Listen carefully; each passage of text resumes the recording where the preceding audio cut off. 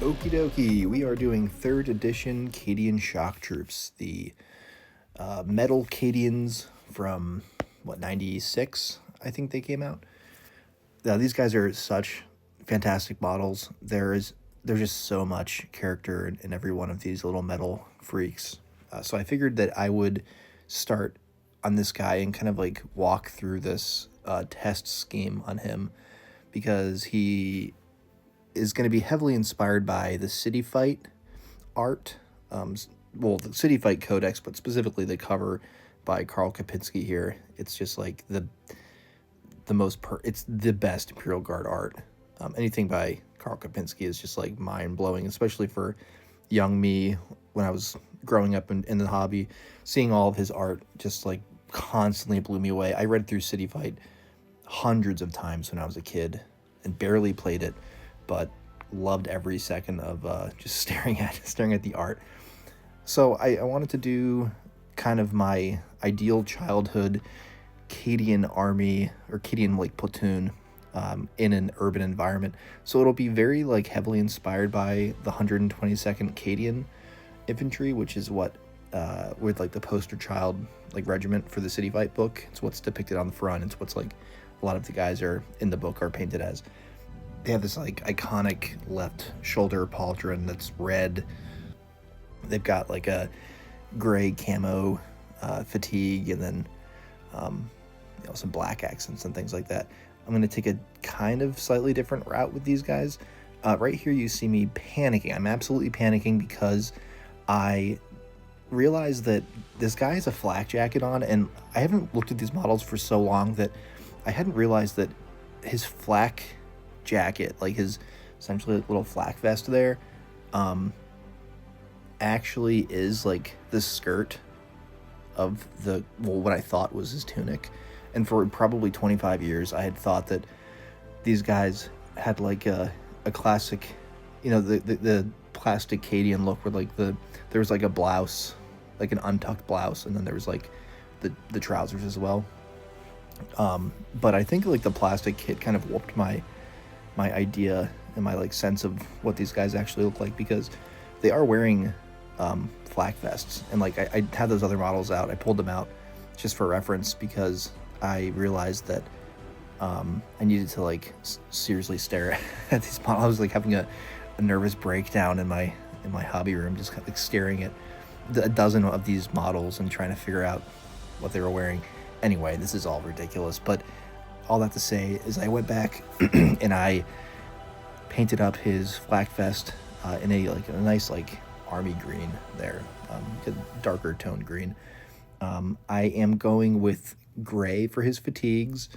I really wanted to do like black armor and gray fatigues, but along with that I wanted to do the green flak vests because I wanted to inject a kind of real world scenario, I suppose, into what he's wearing and why he's wearing it.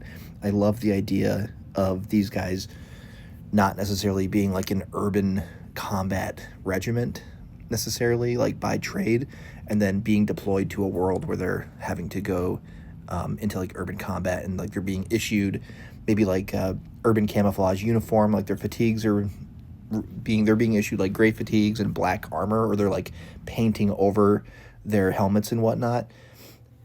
But just like troops deployed in 2003 or in the 90s even, that had like the DCU like desert camouflage uniforms, but they were still being issued like woodland camo flak vests and stuff like that. I wanted this guy to be similar to that, or like give off that same vibe. And I'm talking so much about this and not even acknowledging the paint job, but it was really important for me to like kind of tell that visual story through what he's wearing. So he'll have like, the urban stuff, but he's also still got his green flak vest on there. And I think it looks pretty cool. I was also going to do his gaiters in green, but it ended up being too green. It took away from the gray and black of it all, because I really wanted the grays and blacks to not stand out a lot. I wanted them to be like very non-aggressive, like neutral tones there. So the red really pops, and his skin tone would pop a little bit, and then obviously like all the white Imperial Eagles and whatnot would really shine through. But I also don't want this guy to be a very vibrant miniature. For a 3rd edition model, these guys are often depicted with red las guns and pretty vibrant colors, which is awesome. But I want these guys to look like they could blend in with like concrete dust and just like urban decay. I think he will, and his friends will, once they're all painted. God knows when. Hopefully within the next couple weeks. Anyway, yeah. So paint job wise, so far, I've just been getting all the base tones down, and then getting a wash.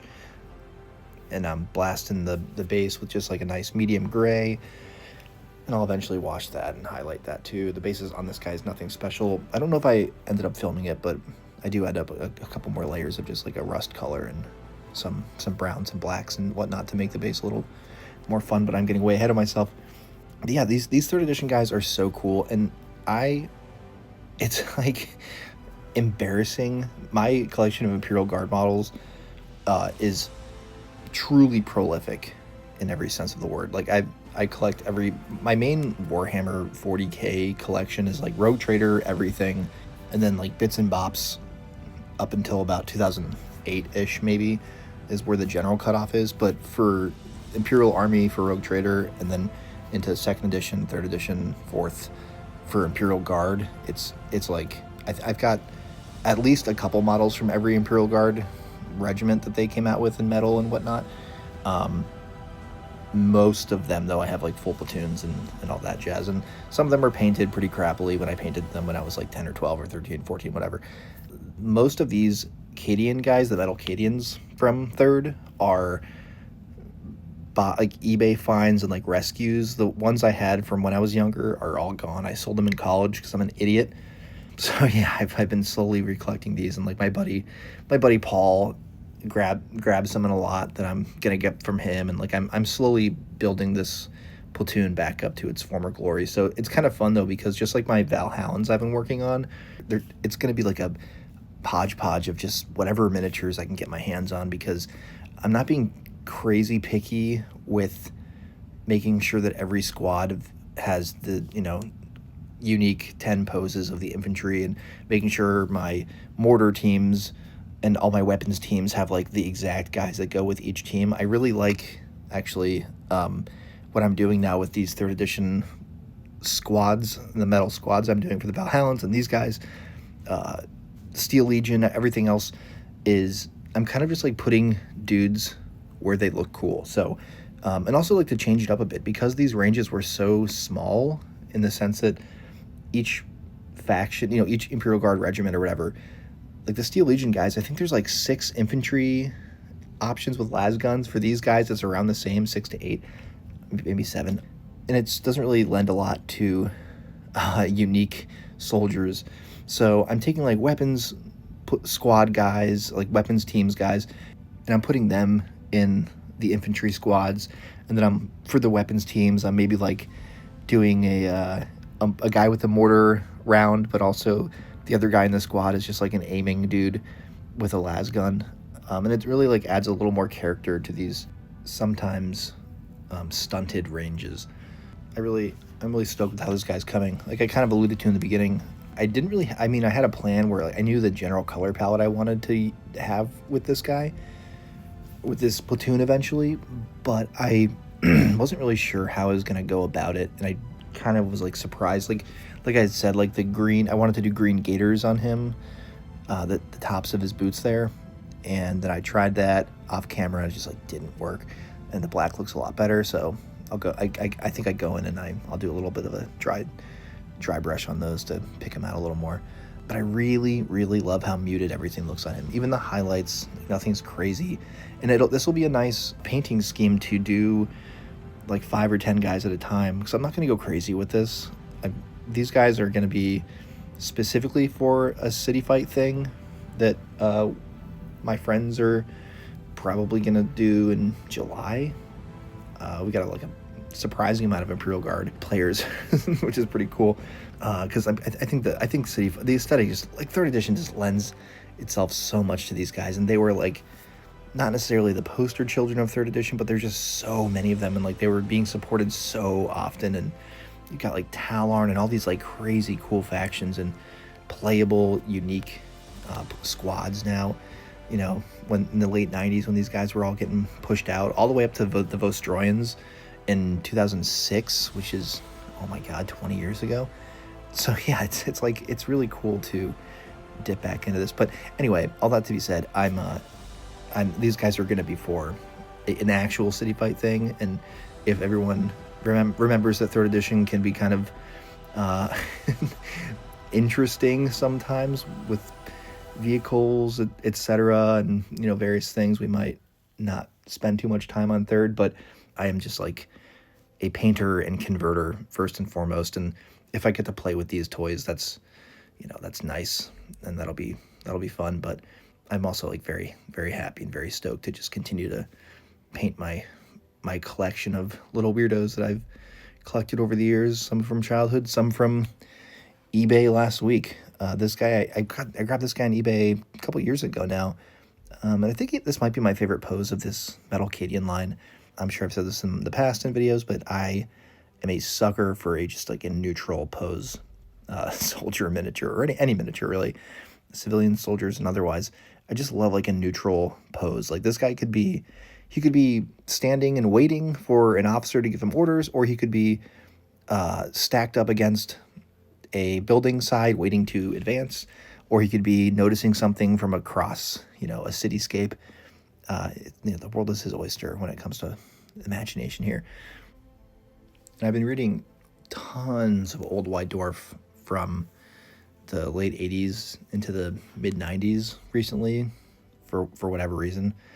I think it's because, like, I was talking to a bunch of friends about this very recently, but I think I call it historian brain, where I really like to know the chronological order of like how things came to be, and like why this miniature looks the way he does. And it's cool because you really get like, what if you really read all the Old White Dwarfs, and you can find like most of them like on PDFs online and whatever, pretty cheap on eBay and stuff. It's so cool to see like the evolution of not only like the game of everything, but it's great to see like how these models came to look like this. Like this guy looks like this because he was a development from the old Imperial Army miniatures, and then you can see like why the plastic Cadians look the way they do, and why they have specific angles and their armor looks a certain way, because it's like an homage to these guys. And then the new Cadian plastics obviously they're actually being inspired by, like, those models are being inspired like all the way back to Rogue Trader with some of their aspects of them. And I just love it. I love the evolution of all this stuff. It's so cool. Like the history of it all too. Like this guy, terms like Blanchitsu and Grimdark and all these terms are thrown around so often now, and I kind of feel like most people don't necessarily know the origin of like what Blanchitsu is. They think like Blanchitsu is like just a catch-all for any sort of oil painted mess of a miniature, but really the Blanchitsu articles, I mean, John Blanche is talking about essentially slap chop, using pens for detail, all sorts of like baking soda, and like all these crazy things that people are, you know, quote unquote rediscovering. I mean, these guys have been talking about this stuff since the mid 80s. I mean, since when John Blanche was doing the Blanchitsu articles. You know, I was just reading one from 1989, I think, where he was talking about, you know, dry brushing and building highlights with white dry brushes and then going over it with ink. You know, just like stuff that is so cool. Like nothing we're doing is new. Anyway, my point with that is this guy and so many of my other miniatures are like really a love letter to that era of hobbying, like that era of painting. There's intention behind it. There's a real care and a method to the madness here.